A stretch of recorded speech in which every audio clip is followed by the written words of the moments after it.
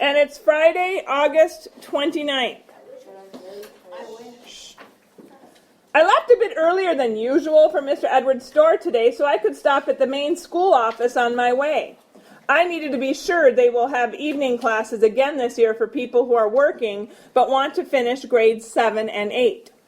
I waited until it was quiet in the middle of the afternoon to ask Mr. Edwards. My heart pounded. I stood with my hands behind me so he would not see my hands shaking. "Mr. Edwards," I said, "do you know of any family who might need help? You know I'm a good worker. I can help cook, clean, do washing and ironing. I can mind children. I can sew a little. I would like to work more days each week for pay." "Are things that hard at home?" I nodded and told him what we are doing, but that it is not enough. I hate to see Mama spend the money for the farm. I am strong, and I can work to help. "Shouldn't you be going back to school in a few weeks?" "I can go to evening classes." "Well, you are pretty young to work as a maid, but let me think about who I know." I went about my usual tasks, feeling hopeful. About an hour before closing, Mr. Edwards handed me a sealed envelope. It had an address on Kearsarge Street on it. "Take this letter and give it to the lady of the house. And this home is on Iroquois Street in Laurium. It's typical of the upper class of the mine managers and owners and successful businessmen and professionals. There are many grand houses in Laurium. That is where most of the mine captains, managers, and business people live. The house I went to was not the grandest house on the street, but I think 3 company houses like ours would easily fit inside it. I stood in front of it a moment, just looking at the roofed front porch and all the fine carving around the window and roof. There were even lace curtains on the attic windows. I gulped and walked up to the front door. "I have Sisu," I said over and over to myself. A woman wearing a maid's cap and apron answered the door. "Excuse me," I said. "Mr. Edwards asked me to take this letter to the lady of the house." "Come with me, then." I followed her through the entryway and into a large parlor facing the street. Oh, the furnishings were grand, and there was a large carpet in the middle of the floor. So much beautiful woodwork, all of it shiny. The lady of the house sat in one of the chairs, sipping tea from the daintiest cup I ever saw. I did my best curtsy and held out the letter. She smiled and took it. When she finished reading it, she smiled at me again and said, "Well, Emma, Mr. Edwards likes his coffee promptly at 7 o'clock Standard Time, so you will need to be here by 6:30. I almost fell over. Mr. Edwards had sent me to his own house. "Yes, of course I can be here then. Thank you very much, ma'am. Since you are just starting out and will need quite a bit of training, we will pay 25 cents a day. Half of the first week will cover the cost of your caps and aprons. You'll help Maud Monday through Friday. Mr. Edwards says he wants you in the grocery all day Saturday. I shall see you in the morning." I wanted to jump up and yell, "Hooray!" but that would have been most unmannerly. Mrs. Edwards turned to the woman who answered the door. "Maud, please show Emma to the kitchen so she'll know where to come in tomorrow." I think I floated all the way home. I burst in the door shouting, "Mama, I have a real job for real pay." Mama was certainly surprised. When I promised to go to evening school, she wiped a tear from her eye and gave me a hug. The money I will earn will be exactly enough to pay the rent each month. Sunday, August 31st. What a change this job will bring to my life. Mama shook me awake at 5:30 Saturday morning. I dressed quickly and ate some corpru and ustua as I walked. It was getting light, but the sun was not yet up. By the time I reached the kitchen door at Mr. Edwards' house, the sun was peeking over the horizon. I was breathless from walking so fast, but I was exactly on time. Maud handed me a cap and apron and sent me right away to grinding the coffee. Mrs. Edwards has her coffee grinder nailed to the kitchen wall. Ours stays in a cupboard and then sits on the table when we need it. There is such a pleasant smell to freshly ground coffee. "Pay attention," Maud said, "to how Mr. Edwards likes his coffee. You'll do this by yourself on Monday." Maud put some ground coffee in the bottom of the pot. Then, and this was the strange part, she broke an egg, added a bit of water, and scrambled it. She poured a little of this egg mixture over the coffee grounds and switched the pot around. She put the rest of the egg mixture in the icebox, saying it was for tomorrow and the next day. She filled the pot with water. How nice to have running water right there in the kitchen. No going out to a pump here. And put it on the stove. Watch it carefully just until it boils. Then take it off, stir it, and let it sit a bit. The grounds came to the top all together with a little crust. The boiling started at the edges of the pot. I did just as Maud told me. While I watched the coffee, Maud fixed bacon, eggs, and muffins. She had me set out dishes on a tray. Oh, such delicate china. I was almost afraid it would break if I touched it. The linen napkin was so fine. My curiosity made me ask, Miss Maud, why did you put egg in the coffee? Makes the grounds stay together and settle to the bottom of the pot afterward, so the coffee pours out clearer. You don't have grounds in the bottom of every cup. At home, we just let the coffee boil for a while. We put up with the grounds at the bottom of each cup unless Mama strains it. When Maud had the breakfast tray ready, she handed it to me and said, Mr. Edwards takes breakfast in his study. Up the stairs, first door on your right. She turned to prepare another tray for Mrs. Edwards. There are 2 staircases in Mr. Edwards' house, fancy ones near the front door and plain ones near the kitchen. I went up the plain ones as I was told. The door to Mr. Edwards' study was opened a bit, but that was a good thing because I had both hands on the tray. I hesitated to go in. I have your breakfast, Mr. Edwards, I said. Come on in, he told me. I pushed the door with my toe. Mr. Edwards sat at a large desk. He pushed some papers aside and I set the tray in front of him. He smiled at me. Thank you, Emma. I smiled back. You're welcome. And thank you. He nodded and I went back down to the kitchen. The rest of the day I was so very busy. Now I know why all the woodwork was so shiny. We polished every bit of it with something called lemon oil. There were so many places that needed a touch with the feather duster.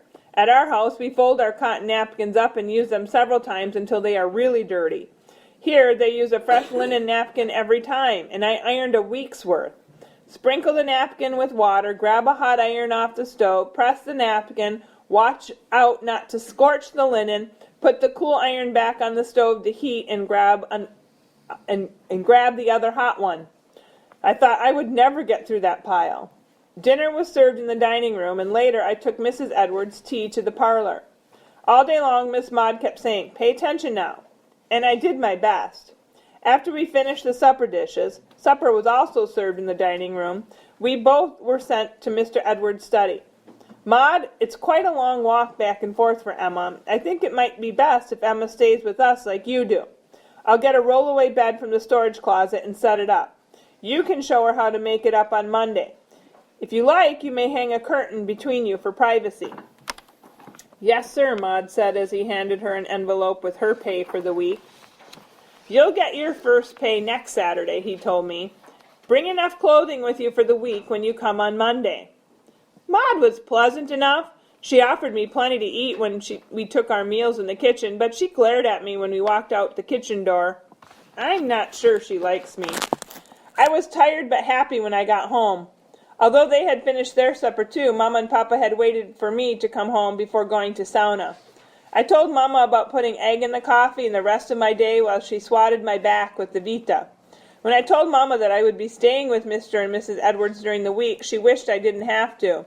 Then she turned her back to pour some water onto the hot rocks.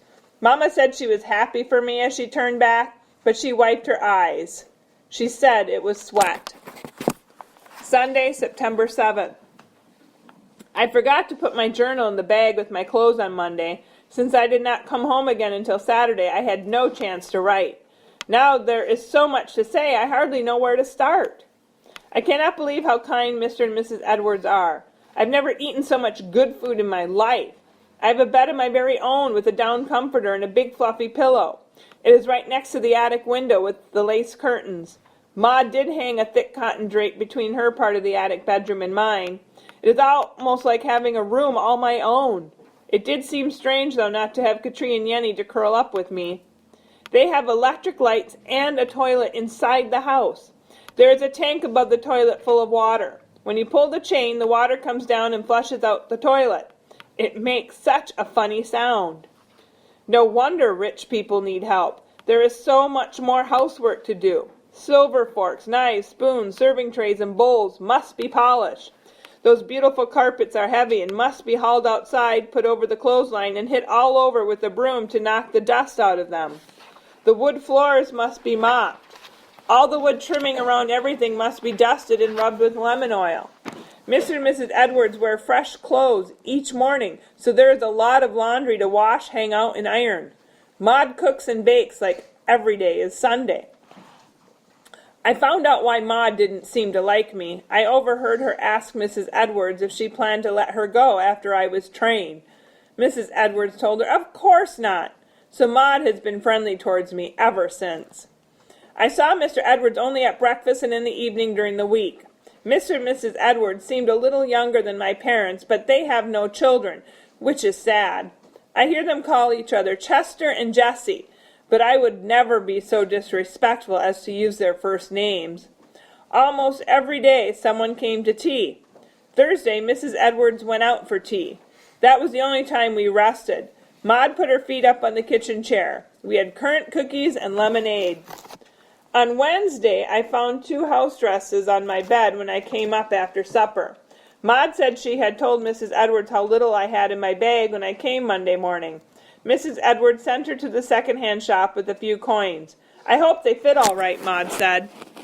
Mr. Edwards let me read his newspaper every evening after he finished it, but it only told the company side of what is going on with the strike. I had to wait until Saturday when I worked at the grocery store to hear our side. It will be dark soon, so I will sum it up quickly. Mr. Moyer, the president of the WFM, finally came to the Copper Country. He made a speech on Labor Day. The WFM also has an important lawyer named Clarence Darrow to help our cause. There was a big fight between almost 200 strikers and a lot of deputies at the North Kearsarge mine. A girl just 2 years older than I am got shot in the head. She is at the Calumet Public Hospital. They do not know if she will live. There was even more fighting after that. Some of the women went so far as to dip their brooms in buckets of filth from an outhouse. They shook the brooms at the scabs. That is what the men who continue to work are called. 2 women were taken to jail when they hit some scabs over the heads with their brooms. One Finnish lady told me, "I got little children to feed. My neighbor takes care of them and her so I can work. We can't let our men give in now or ever. All this we do, even brooms full of crap, we do for our children. You too, you deserve a better life." CNH blames the union, and the union blames CNH. People keep saying, "shocking lawlessness." I almost feel numb. I followed Mr. Edwards' advice and kept saying, "Oh my goodness," to everybody. Yesterday, Governor Ferris finally met with Mr. McNaughton at Ferris's home in Big Rapids. Many people have said Ferris is on the company side. This time the paper reported that he tried many ways to get McNaughton to listen, but that stubborn man will not give in even 1 inch. He will have nothing to do with Mr. Darrow's suggestion to arbitrate. I found out arbitrate means each side would choose 2 representatives. The governor would be a 5th member of the committee who would try to help them work out something between the union, what the union wants, and what the company is willing to give. At closing time on Saturday, Mr. Edwards handed me 3 quarters. We agreed that half of your first week's earnings would pay for your caps, aprons, and other needed clothes. There's a sack of potatoes by the storeroom door for you, too. "Thank you very much, sir," I said. I saw some cardboard boxes in the trash bin, so I took them home, too, so Mama can fix our shoes again. Thursday, September 11th. Maud showed me how to carry a tray with one hand so I can open or close the door with my other hand. I spread my hand wide open and put it flat up against the tray, a little past the middle. One end of the tray rests on my hand, the other end of the tray rests on my shoulder. She's also teaching me to sew a fine seam. It surprised me to know that even rich people mend their clothes and darn the holes in their socks. I always thought if you had enough money, you just brought new ones when the old ones wore out. Maud was pleased that I already knew how to put the wooden darning bulb into